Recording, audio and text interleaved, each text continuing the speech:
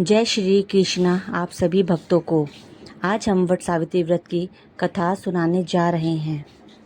एक पौराणिक कथा के अनुसार प्राचीन काल में भद्र देश के राजा अश्वपति की एकमात्र संतान थी, जिसका नाम सावित्री था। राजश्री को संतान प्राप्ति कई वर्षों तक पूजा अर्चना करने के बाद हुई थी। कन्या बड़े होकर अत्यंत तेजस्वी और रूपवान थी, लेकिन सावित्री के विवाह के लिए उसके पिता को कोई योग्य वर नहीं मिल रहा था। इस बात से दुखी होकर उन्होंने सावित्री को स्वयं वर चुनने के लिए कह दिया।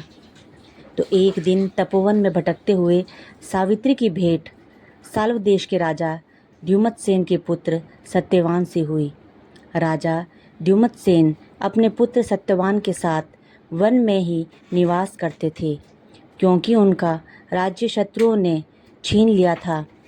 सत्यवान को देखकर सावित्री ने पति के रूप में उनका वर्णन कर लिया।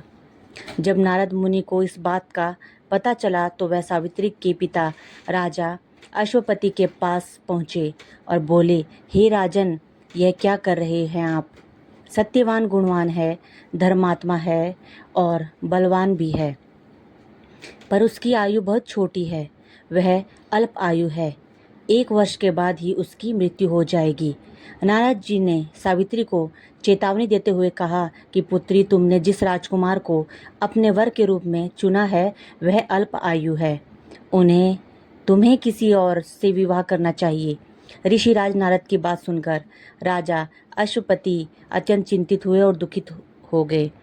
यह सब देखकर सावित्री ने अपने पिताजी से कहा कि आर्य कन्याएं अपने पति का एक बार ही चरण करती हैं और राजा भी एक बार ही आज्ञा देता है, इसीलिए मैं सत्यवान से ही विवाह करूंगी।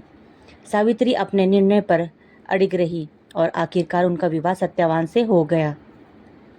विवाह के पश्चात वे राजवैभव छोड़कर वन गमन के लिए चली गई और वहां अपने पति और परिवार की सेवा करने लगी। लेकिन सत्यवान की मृत्यु का समय निकट आ रहा था और वह इस चिंता में सावित्री अधीन हो रही थी। सावित्री ने अपने पति की दीर्घायु के लिए उपवास रखना शुरू कर दिया। साथ ही उन्होंने नारद मुनि द्वारा कथित निश्चित तिथि पर पितरों का पूजन भी किया। जिस दिन सत्यवान के महाप्रयाग का दिन था, उस दिन वह जंगल गए। वह लकड़ियां जंगल में काटने लगे। सावित्री भी उनके पीछे जंगल की ओर निकल पड़ी। वहां सत्यवान को दर्द होने लगा और वे मूर्छित होकर धरती पर गिर पड़े। सावित्री ने सत्यवान के सिर को अपनी गोद में रखकर वहां यमराज प्रकट हो गए। बिना विचलित हुए पूरे विश्वास के साथ सावित्री ने यमराज जी से सत्यवान के प्राण न ले जाने की प्रार्थना करने लगी। यमराज देख नहीं माने। सावित्री भी अपनी बात पर अडिग रही और यमराज जी के पीछे पीछे प्रार्थना करते हुए चलने लगी। यमराज ने सावित्री को समझाने की कोशिश की, यही विधि का विधान है, लेकिन सावित्री ने उनकी एक ना सुनी। आखिरकार सावित्री की निष्ठा को देखकर यमराज ने कहा कि हे देवी, तुम धन्य हो, मैं सत्यवान के प्राण नहीं छोड़ सकता, तुम मुझसे कोई और वरदान मांग लो। यह सुनकर सावित्री ने यमराज जी से कहा कि मेरे सास ससुर वनवासी और अंधे हैं, उन्हें आप दिव्य ज्योति प्रदान करें। यमराज ने उसे यह वरदान दिया और कहा कि लौट जाने के लिए कहा, लेकिन पतिव्रता सावित्री यमराज जी के पीछे पीछे चलती रही। यमराज ने फिर से उन्हें लौट जाने के लिए कहा तो किंतु इसके जवाब में सावित्री ने कहा कि हे भगवान, मुझे अपने पतिदेव के पीछे पीछे चलने में कोई दिक्कत नहीं है।